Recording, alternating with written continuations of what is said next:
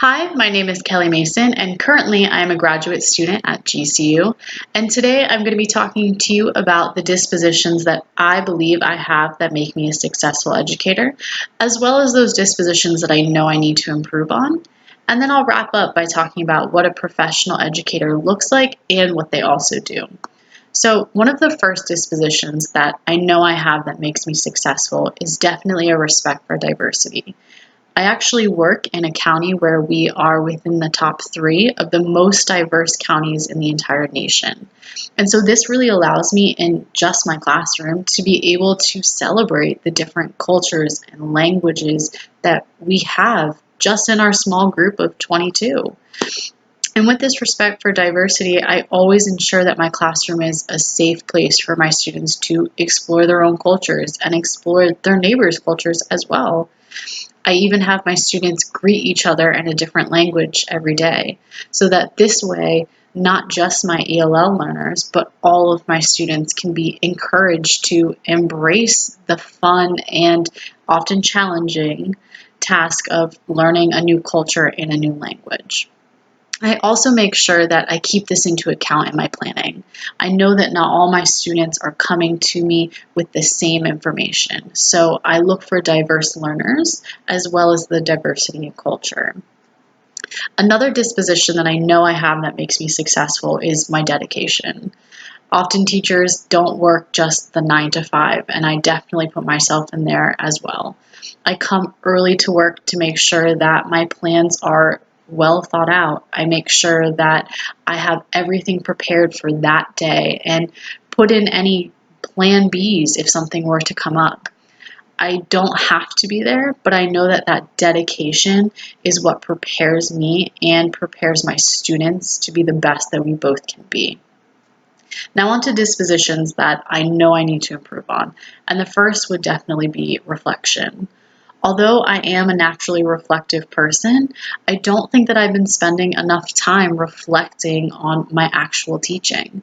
So I know I need to set up a specific time after each day to really reflect on how effective I am being. I know that it's good to reflect at the end of units or reflect at the end of the week, but for me, I need to improve and make sure that this is a daily thing, so that my students can be better taught every day, not just every week or every unit. I also know that I need to work on my disposition of curiosity. I often am so quick to help my students out, but I don't allow them enough time to be curious and work through that productive struggle. And with that productive struggle breeds this curiosity and this creative thinking and problem solving skills that I so strive for my students to have. So I know that, especially with my third graders, I need to take a step back and let them embrace their curious sides. And now, what does a professional educator look like, you might be thinking? And a professional educator to me is someone who respects not only themselves, but also respects the people around them. And that includes staff members as well as students, regardless of if they're in their classroom or not. A professional educator is someone who is asking great questions and making sure that they're taking risks on things. Coming with big risks comes with big rewards. I also think that professional educators are asking great questions.